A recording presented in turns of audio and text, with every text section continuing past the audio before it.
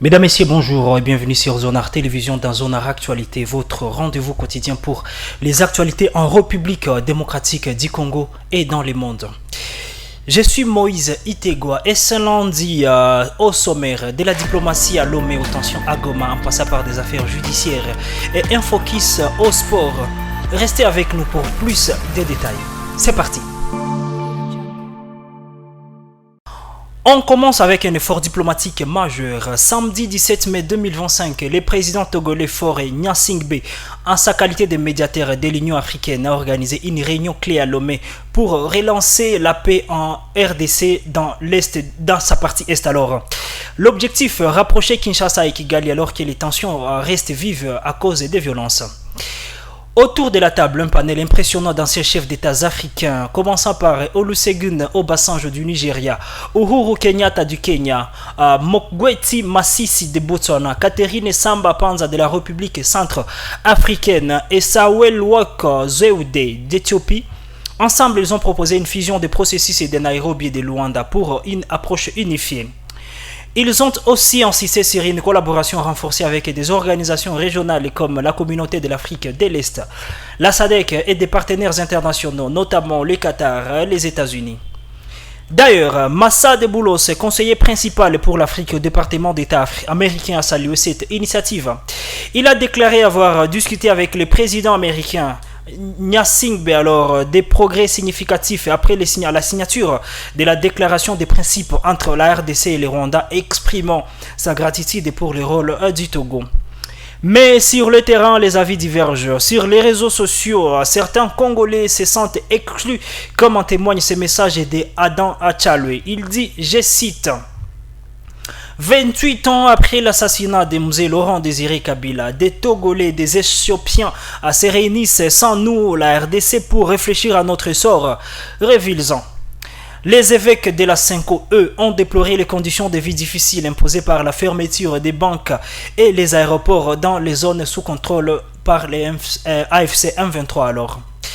Ces tensions diplomatiques contrastent avec une réalité dramatique sur le terrain, notamment à Goma, où l'insécurité atteint de niveaux alarmants. Regardons alors cela de plus près. Passons à Goma, dans le Nord Kivu, où la situation sécuritaire est devenue insoutenable.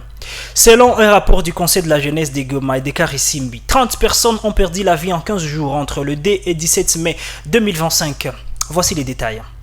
15 ont été tués par arme à feu, 9 corps ont été découverts sans vie dans des circonstances troubles, 3 personnes ont été victimes de la justice populaire des lynchages et des cas de suicide ont été recensés. Les conseils pointent du doigt les gouvernants actuels alors, mais aussi des bandits évadés de la prison Munzenze et des Wazalandou, ces milices devenues incontrôlables actuellement. En parallèle, la ville subit une vague de cambriolages. 110 maisons ont été visitées en 11 nuits, soit une moyenne de 10 maisons par nuit. Cette violence illustre l'instabilité persistante dans la région sous contrôle partiel du M23 depuis janvier 2025. Les habitants de la ville de Goma vivent dans la peur, pris entre les exactions des rebelles et les abus de milices. Cette insécurité s'inscrit dans un contexte plus large de crises politiques et socio-économiques dénoncées par les leaders religieux Lasenko alors en RDC. Vendredi dernier, la conférence épiscopale nationale du Congo, Lasenko, a publié un message alarmant de la situation en RDC. Les évêques dénoncent une crise multiforme qui touche le pays. Selon eux, le climat politique est crispé, avec une justice manipulée par le plus fort et des spoliations des terrains devenues courantes, y compris contre l'Église catholique elle-même. Il critique alors les consultations pour un gouvernement d'union nationale menées dans un environnement difficile qui ne permet pas d'atteindre les résultats escomptés. Dans l'Est, sous contrôle des AFC M23, la fermeture des banques et des aéroports aggrave les conditions de vie des familles, rendant l'accès aux liquidités presque impossible. Face à cela, la Cinco propose un forum national pour analyser les causes des crises récurrentes, relire l'histoire congolaise avec des experts et identifier pourquoi les dialogues passés ont échoué.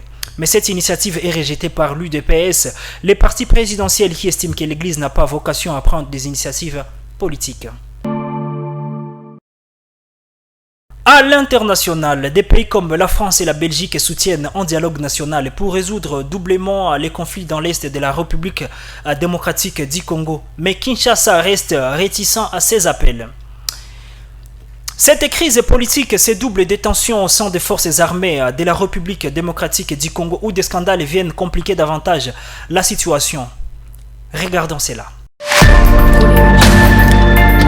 Passons aux affaires judiciaires et militaires où les nouvelles ne sont pas rassurantes.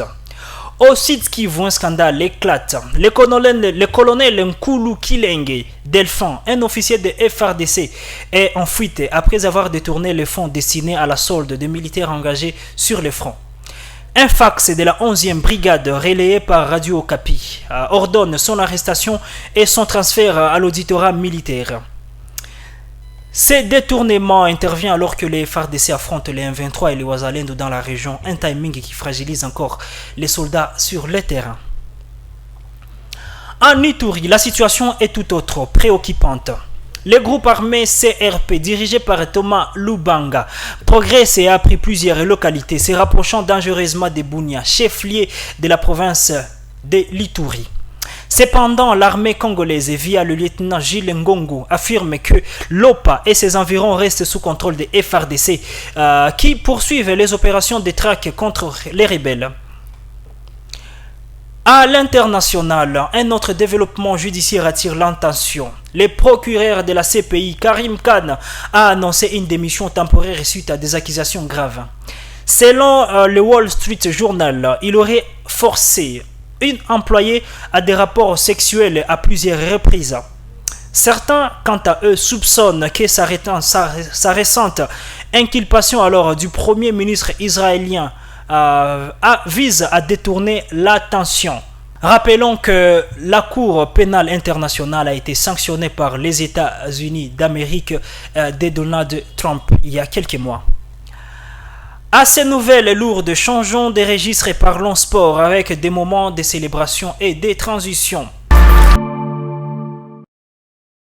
Côté sport, il y a de quoi vibrer. Ce jeudi dernier, le FC Barcelone a décroché le 28e titre alors des champions d'Espagne en Liga après une victoire éclatante contre l'Espagnol Barcelone. Sous la direction de l'entraîneur Hansi Flick, le Barça a retrouvé sa grandeur. Un moment de fierté pour les supporters catalans qui ont vécu beaucoup d'années d'inconfort. Plus près de nous, une nouvelle importante pour les fans congolais. Chancel Mbemba, la star congolaise, est désormais libre. Le 7 mai 2025, son contrat avec l'Olympique de Marseille a pris fin, mettant un terme à une période marquée par des tensions. Mbemba peut maintenant négocier avec les clubs de son choix et on lui souhaite alors le meilleur pour la suite de sa carrière. Terminons cette édition avec un tour au monde des actualités internationales où les conflits diplomatiques dominent. Commençons par l'Ukraine et la Russie.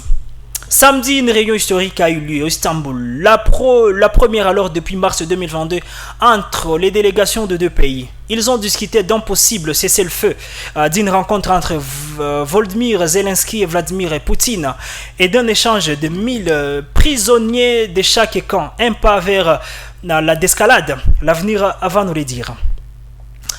À Gaza, la situation est dramatique. Depuis jeudi, les bombardements israéliens ont fait plus de 250 morts. Dimanche, l'armée a lancé une vaste offensive terrestre visant à libérer des otages et à défaire les Hamas. Mais Human Rights Watch accuse Israël d'utiliser les blocus comme un outil d'extermination, une accusation qui fait très polémique. Partons en Iran où les négociations sur les programmes nucléaires se poursuivent. Vendredi, Téhéran a discuté avec la France, le Royaume-Uni et l'Allemagne, mais la tension monte. La France a apporté plainte devant la Cour internationale de justice pour la détention des ressortissants, dénonçant ainsi une violation du droit consulaire.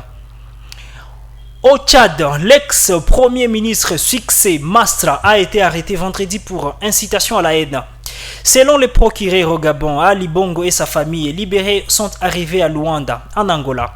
Enfin, en Pologne, la présidentielle de dimanche oppose nationalistes et pro-européens dans un climat marqué par des soupçons d'ingérence russe. Mesdames et messieurs, c'est tout pour Zonar Actu de ce lundi 19 mai. Merci de nous avoir suivis. Je vous souhaite une excellente journée et vous dis à demain pour une nouvelle édition. Prenez soin de vous.